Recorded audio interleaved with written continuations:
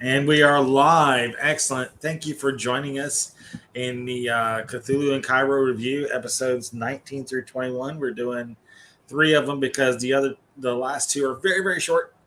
So I figured just throw them in together. Yeah. Plus, it all has to do with the same kind of event, kind of a deal. Uh, what I wanted to discuss, and then of course everybody else can bring their points. Oh yes, and welcome our special guest, Joel Lay, otherwise known as Sid. Thank you so much for joining us. Oh, thanks for having me. Thanks for having me. Excellent. Glad to have you. Absolutely. We really like how your character is coming into its own here, and especially in these last three episodes here, you really are stepping into the limelight. Very very good stuff. Um, what I wanted to kind of talk about, because these three episodes really kind of center around one taking the shot, Yeah. and two getting the flag. These two events are kind of happening side by side, but we of course we have to take care of one and go take care of the other. Like the DM can't do both at the same time. But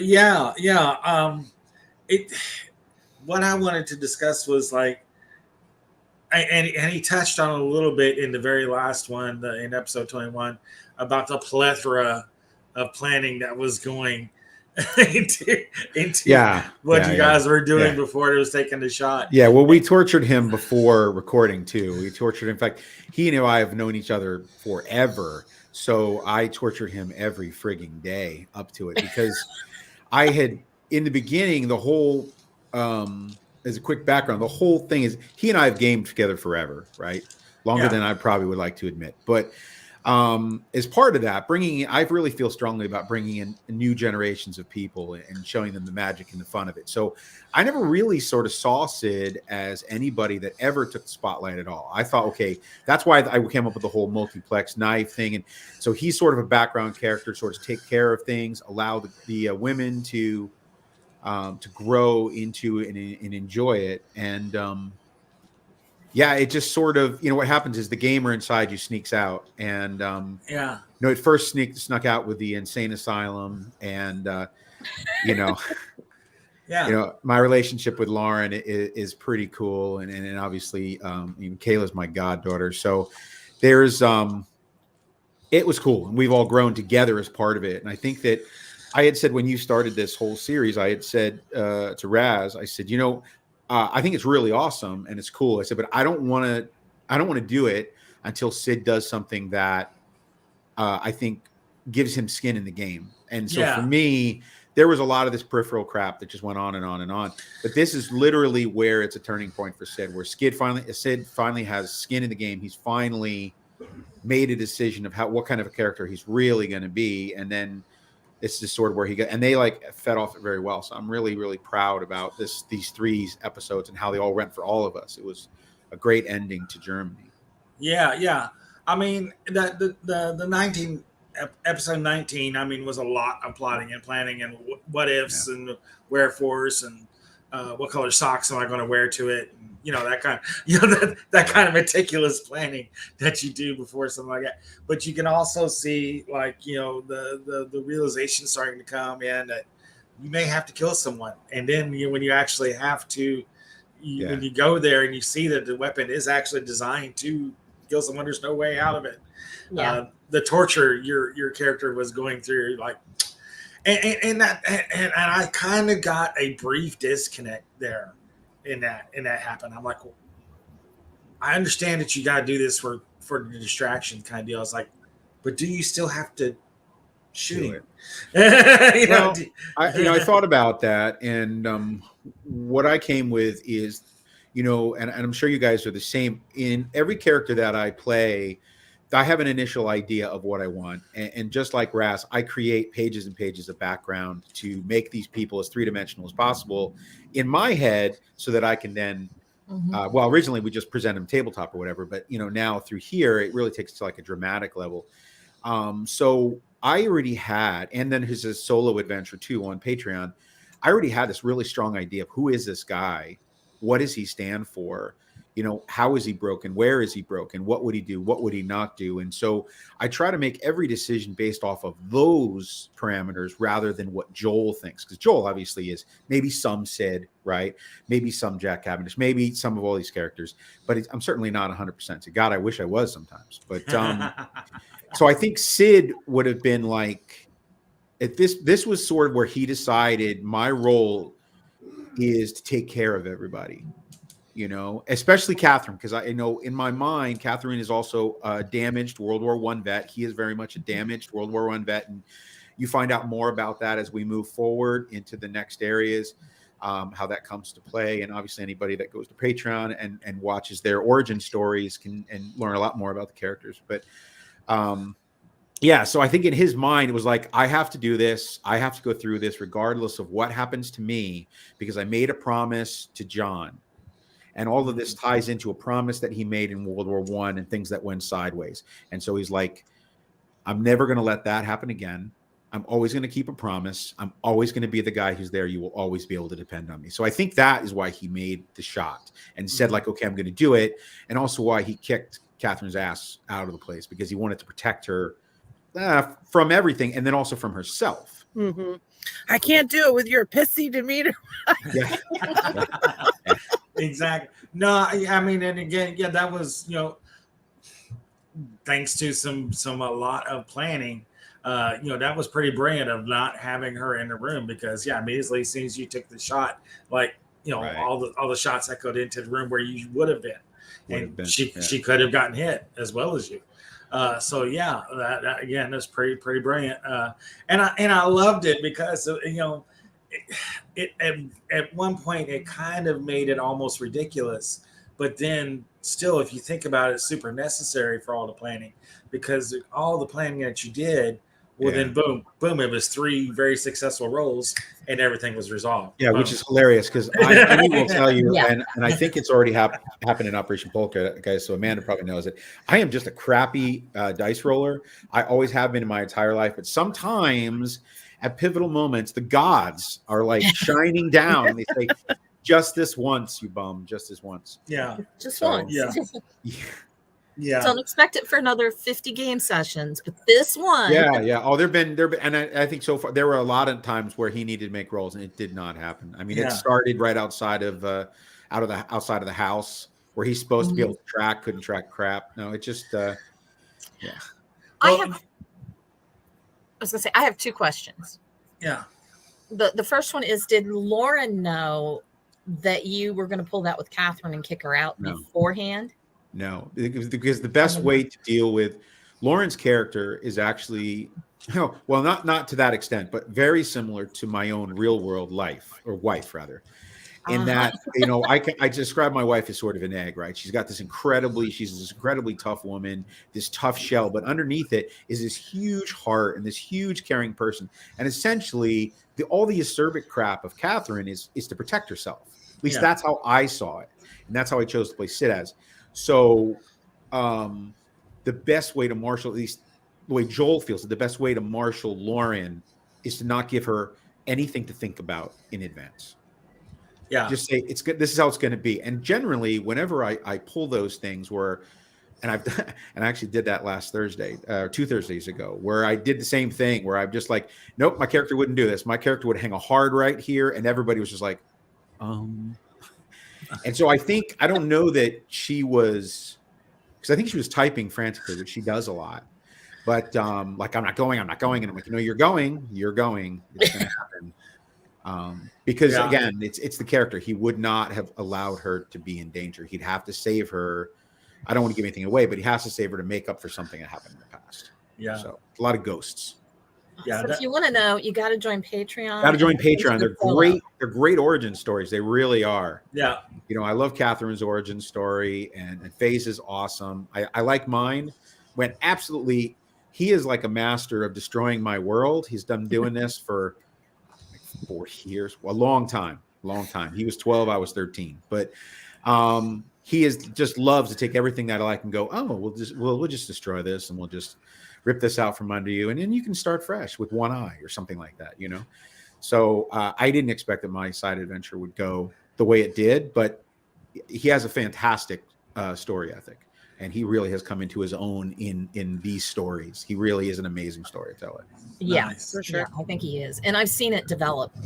Well, and his 21 episodes. his ability, I'm like insanely detail oriented and OCD, and his ability to sort of roll with punches and make quick changes is really the difference between fantastic GMs or DMs and just kind of mediocre ones, right? Because everybody's played with a GM that was really awesome as long as you followed the script, and then when you don't follow the script, they're like, no, you don't really want to leave the town, no, you want to go in this mine, like, no, I don't want to go in that mine. No, don't do it. Going in that mine. And they're like, no, you have to because that's what I wrote. So he is just awesome. We'll go left, right, top, bottom, anywhere, and he just rolls with it. And then once we're done, especially on the recording, once we're done, he'll be like, "You bastards." but he's actually pretty good. He's just amazing at rolling with it. He's a great storyteller. Always has been. Well, between that and bouncing off like crit rolls all the time, he hates. I know. I don't get it because he is a killer roller. He always has been. Yeah. Like when I DM'd him as kids and I ran him, he would just, it's like, come on, man. He just roll constant 20s or, whatever the highest number would be, whether it's low or high. He's fantastic rolling dice. So when he flubs dice, I am quietly pumping, you know what I mean? Pumping the arms because it's that's the whole friendship thing is like, all right, buddy, when you finally get one of your own. So he doesn't, he has his moments, but he's not terribly evil about it either. Cool. I roll awful, so I'm the same way. Me too. That's actually one of the reasons that I like Cthulhu, because I always roll low.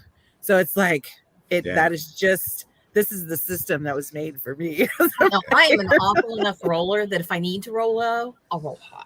The funny thing is that we use Roll20, and I mean, I've got tons and tons of dice, right? It happens as you get older. Like, oh, purple dice, oh, blue dice, whatever dice. But I roll so crappy, I'm like, I might as well use the program. So I use the Roll20 program that the others hate. And so all those numbers that you see when they're great numbers, they're right out there for everybody to see. They're not, oh no, that was a 20. There's none of that, Yeah. Oh, and my second. I'm sorry, go ahead. No, I was gonna say, go ahead. I have one more question, but if it ties in with this. I really like when I believe that the roles are really accurate. Like listening to it as a player when I'm like, oh, okay. I think that adds a lot of flavor to the story when characters screw their roles up. Yeah, I do too. That's what adds the excitement. It's like, oh, failed that. When things go sideways, that makes the stories far more interesting, especially in this medium, right? You're listening to it, so you're creating the world in your head as you're driving or whatever. Yeah, I love when things go sideways. Love it. Yeah, I mean, honestly, it was kind of like what we're talking about with the shot. I mean, everything went. It was almost. Yeah, I just screwed the lock. Yeah, that was it. I mean, it was almost anticlimactic. It was a great resolution to the scene, but everything went so well. You're like, oh, well, that wasn't near as far as we thought it was going to be. And it's so bizarre because we were prepping because it was just he and I for that entire session. So we're prepping. Like, are you ready to go live? Nah, not yet. Not yet. More questions. Are you ready now? All right, we'll go now. And then it just went so smoothly, and then we finished. I'm like, how the hell did that happen? I mean, it just literally like 1, 2, 3, 4. I'm on a train. It was just like bizarre. I would have been so upset if Sid had missed that shot, to be honest. I fully expected him to either be arrested and tortured or killed. I really did. Yeah, like I said, I'm a crappy roller. That's one of my other questions is, and I want to ask Bruno, or Raz, because I figure, I know his answer. But were you prepared to lose Sid as a character? In that episode? That's a great question. Yeah, I mean, normally he's killed so many of my characters, the bastard.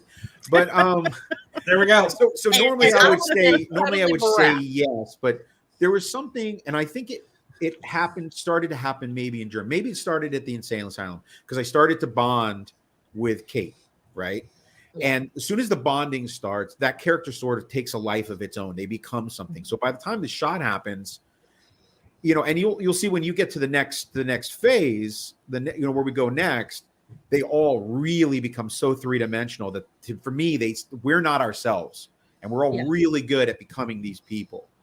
And the people just get more interesting, and the world gets more messed up. I mean, more and more messed up. He is just a twisted individual, and it's awesome to listen to. He is.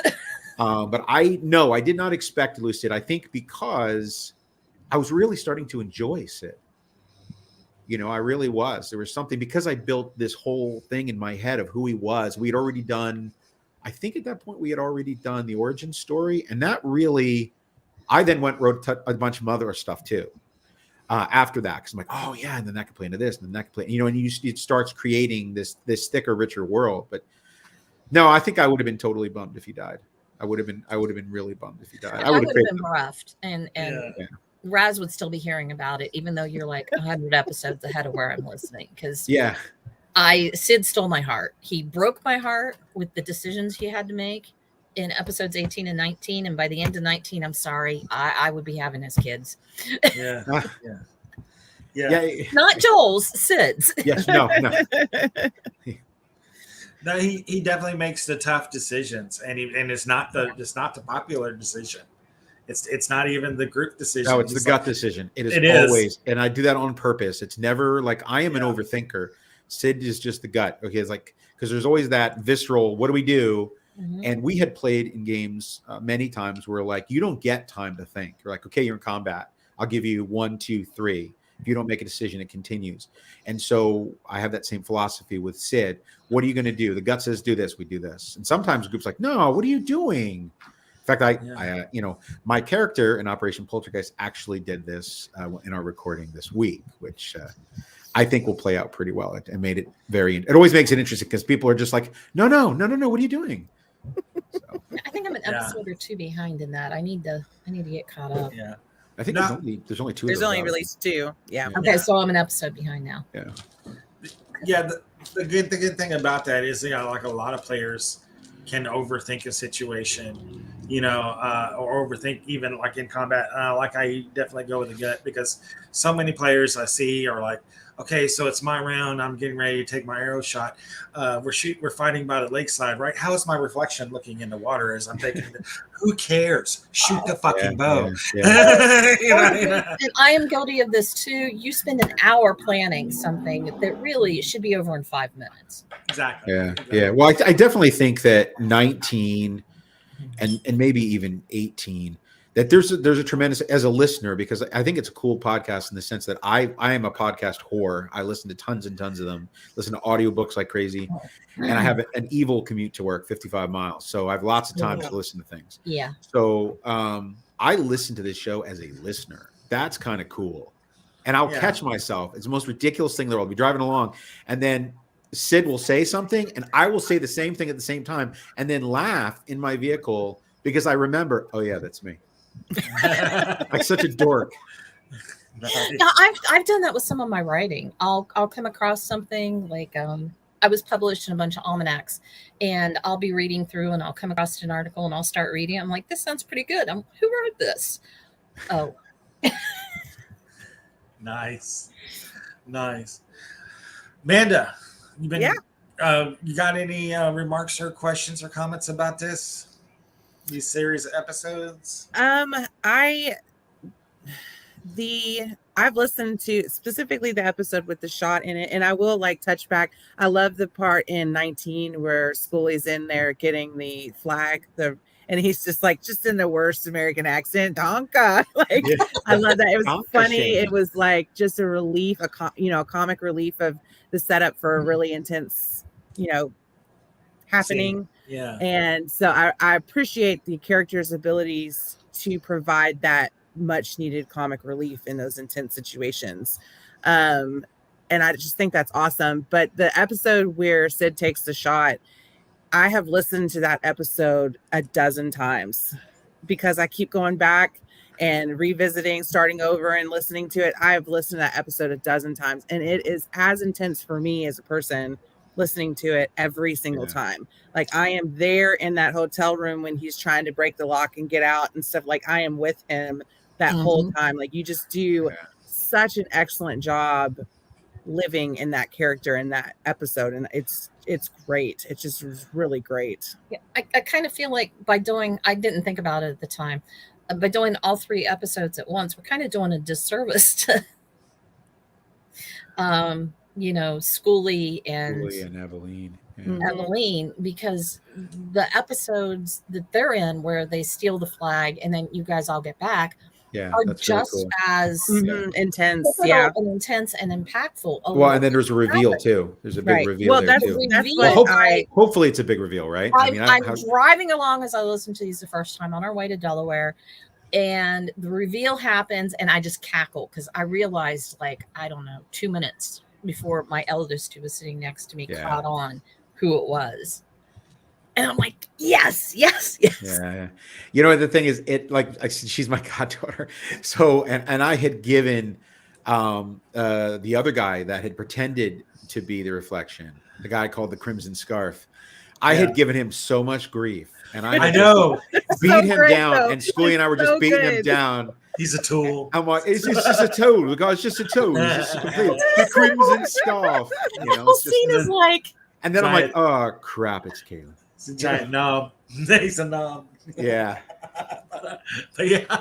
And now thinking back, I'm like, oh, I can see, and that's why she always wanted, like, when she would call. Yeah, it made all sense. All of a sudden, she wanted to be by herself. Because we're all like giving the orders. School teacher my ass. Yeah. Well, we all already kind of knew that there was something not, like not right about her. She was not being 100% honest in her. And that's another thing that I don't think, while I haven't listened any further in, how far that goes, her separation from the reflection. Is there a bit of a psychosis there? Or is she aware that she's a reflection? Or so where does I didn't listen to 21 again. It's been so long. It's been like well over 2 years.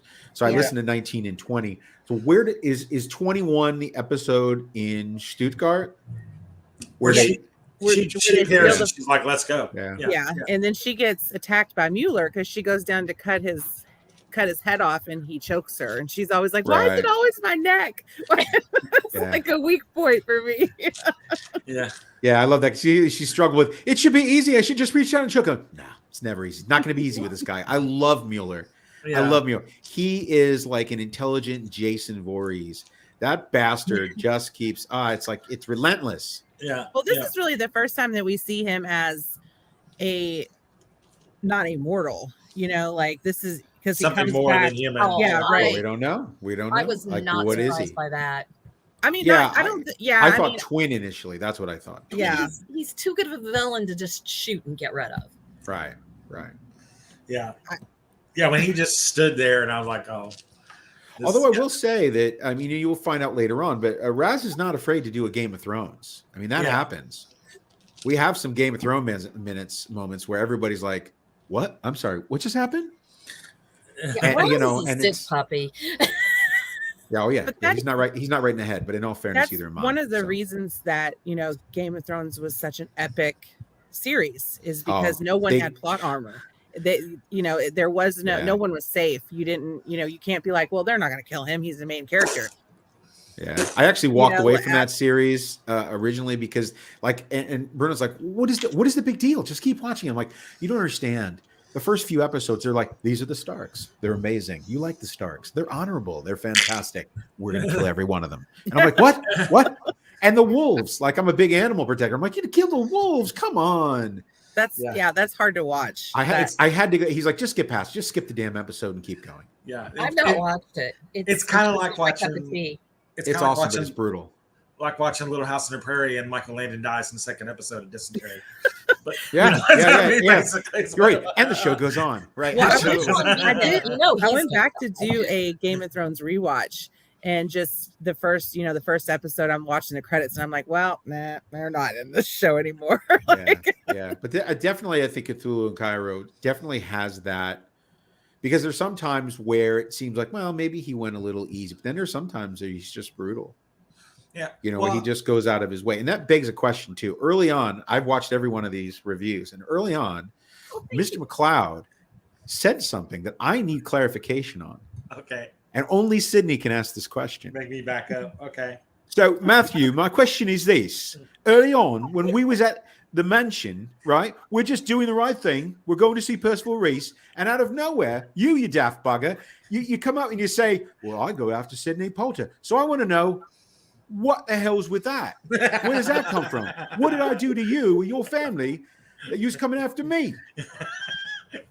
It just, again, like you were in the background, you were to kind of you really hadn't surfaced as a character yet, and I had maybe a little bit of suspicion, but yeah, definitely, yeah. But yeah, absolutely. It just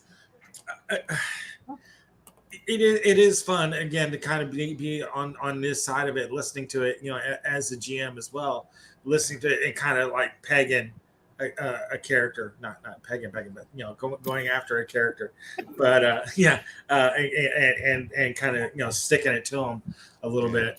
That is fun. That is fun. We all loved it when Scully flubbed the roll and shot the gun, because for like the first 20 episodes, this guy cannot miss a roll. Yeah. Luckily that ends, but boom, he becomes human at some point. Thank God. Boom. But yeah, it got to a point where I was just like, I knew it wasn't a fix though, because we have all our cameras up and he rolls dice, but he either has two cameras up. It'll flip like you're watching World Series of Poker. And you'll see him roll dice on this little green velvet stuff, and you're like, "Yeah, that's real." Yeah. That happened. That happened. So and you start getting this whole like, "Can someone trip him, please?" Got it. Nice. He really comes into his own in the over the next two cycles that we go through. Because it's all about like sort of country hopping and stuff like that. And he really does come into his own. Exactly. I mean, yeah, going after Scully, and it was a fun thing, especially like when he makes that horrible. That was awesome. That was awesome. So cool. Yeah, he's so cool and so laid back, and then like Aveline's going so in there like so smooth, like SWAT, and then boom. Yeah, school teacher. I love that. School teacher running in like SWAT. Exactly. Wasn't it in 19 where he had he made the roll for the Canadian whiskey, and they were like, not only does he have Canadian whiskey, but he's got your favorite cigars, and exactly. he rolled it perfect, and then we're just like, come on, man, this is just getting ridiculous. You know what's funny is I am a huge spy fan, a huge John le Carre fan, and stuff like that. So as we play through all of this, there's a whole lot of that playing through in my mind. So I always think about all those things, especially the shot. Really, I know it went fast, and when we were done recording, I was like, that was fast. But it was torture at the time, because I'm like, I know this bastard. He's going to do something with the lock. I'm not going to be able to get out of the hallway. Like I was like, okay, I'm not going to stay in the room, because obviously if it's a fix, they're going to shoot me through the glass. I've seen and read too much spy films to know that they want me dead, and that makes total sense, right? No witnesses. That's what he says. He said that's the first role of assassination. Yeah. No well, witnesses. I mean, it played just like a Jason Bourne. Just going back to John le Carre and the movies as well. Yeah, it played just like a Jason Bourne scene, because Bourne always has an out. He's already planning 3 or 4 moves ahead, and that's where I think again the meticulous planning of I'm not going to make a shot from here. I'm going to see if I can go from up there, and what are my exits? Yeah. Not only that, but what are my exits? I can jump from here and hit that roof over there. Right. Well, yeah, because Catherine and I were going to do a completely different plan. We were just going to come down through the lobby and totally get caught at the door, right? Run right into the thug's arms. Yeah. And I'm thinking like, he's not going to let that go. He's not someone that enjoys watching people make stupid choices. He'll make you pay for stupid choices if you don't think it out. And I'm overly gun shy because of how long we've known each other. I'm just like, yeah. So now I think sometimes he does give me these out because he knows that I will overthink it. Well, that's the double-edged sword to kind of like in a game, in an RPG, is like planning your moves in the game. And the enemy is right across the table from you. Yeah, I say that at some point in the future. I actually say that. I'm like, wait a minute, why are we talking about this in front of him?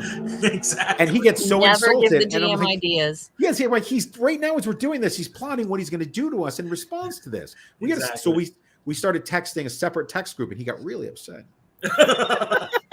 What? Ask him why my nickname for him is Elbows. He'll tell you. Elbows. I'll call him elbows. Yeah, he hates being left out of anything. But he absolutely hates. But you played with him for years. He loves being in the thick of it. Yeah, exactly. Yeah, and as a gamer, he is always like right in the thick of it. But he has like the best character of anybody, the most well-rounded, the most well thought out characters. Yeah, absolutely. We're going to wrap this up. As Amanda, Melinda, any other questions or said anything else you want to add? Can't remember if Amanda had another question or I did, but I lost it. Okay, I'm sorry. That's okay. I just want to say, if you're listening along to our review, but you have not listened to these episodes, the reveal is beautiful. Yeah, you're doing yourself a disservice. Yeah. And I think the conversation when they all get to the house in the country afterwards is just equally enjoyable to listen to. I love how Faye grows through this because the level of I'm not going to take this bullshit anymore that comes to her, that never goes away. I love Faye, but she's played by Melinda, so she pardon the French, she balls up, man. She really, from that on, she becomes, we call her the rhino. Yeah. Head first into everything. Yeah. Yeah. Yeah. Right. And it doesn't stop. Like, but this is sort of where that starts, right? Because she's almost a victim.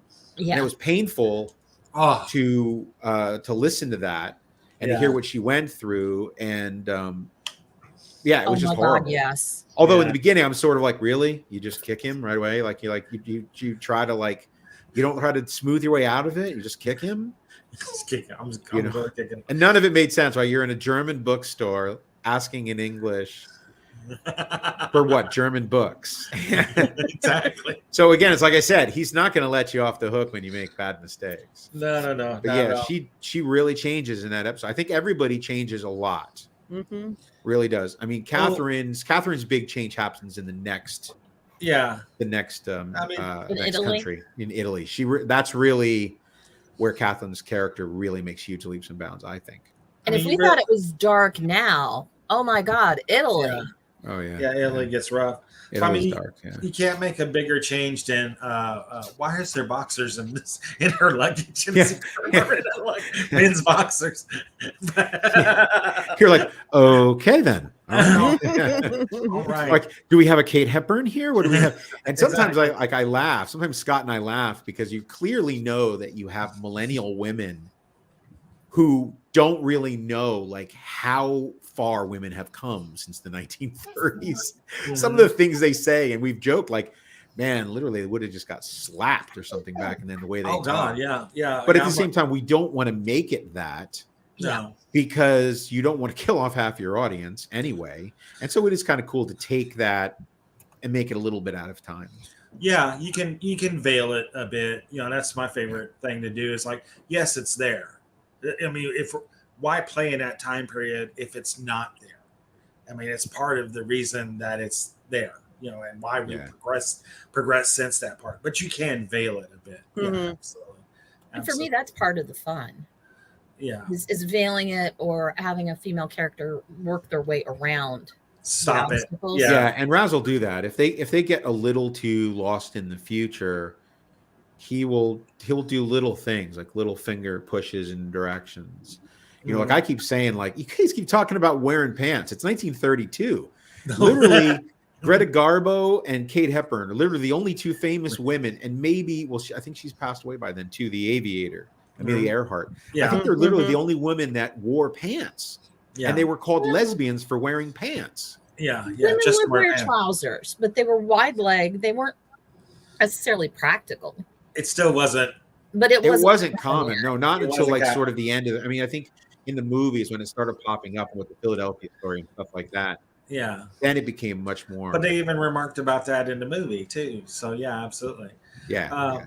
And usually you were not middle class or lower class. You had some money. That's another reason I wanted to play Sid. I didn't want to be anything special. I just wanted to be somebody. Rough and tumble guy. Yeah, just a dude. No, he doesn't have millions of dollars. He's not magical. He had he's an engineer that ran away for reasons you have yet to find out, and opened a fix-it shop in the middle of a tiny country town. And that's what I wanted him to be. I thought of all those Agatha Christie's and PBS mysteries, and You know, those people that are more than they seem, that are just living small lives, and you're like, why are you here? I know what I'm going to go listen to after this live cast ends. Sid's solo adventure. Yeah, that's a good one. In Nepal, there's a great moment where we all do something. And again, it's an ode to the Sid they don't know, because I wanted to throw something in there. Like, we don't know each other. We think we know each other, but we don't really, right? We're just people thrown together in a storm. Right. You've been through a lot together, so there's that bond, but what you really know of each other is very limited. I throw a little bit of history out there, and they're like, what was that? And everybody was just like completely thrown away. Yeah, I love how you do that. Yeah, your character can be bring that element. So thank you, Sid. Not just the tool, but the multi-tool. I will say, you all keep saying switchblade knife, and I'm like, I don't think that's what you mean. That's what they would have said in England. They would have said like a multiplex knife back then, because Swiss Army knife was I think that name was just like in Switzerland at the time. That just became eventually. But I think they would have called it. That's why I think I used to say it was a multiplex knife, or basically just a fixer. Basically, is what it was. Exactly, the fixer guy. He fixes things. Fixes whatever. I'll fix it. Best gift I ever got was my Swiss Army knife for Christmas. Nice. All right, we're going to wrap this up. Thank you so much, Joel, for joining us. Great to have an actual character from the game again back in here to discuss the review with us. Again, everybody, keep listening on Spotify or your other favorite listening device that you want. It's recorded on Anchor, and if you're not on the Patreon checking out all the behind the scenes stuff, you ought to be. Again, thank you guys so much for being part of the review. Thank you, Amanda and Melinda, for being here as well. But yes, again, we appreciate you all for being here, and thank you so much. Always a pleasure. Thanks, guys.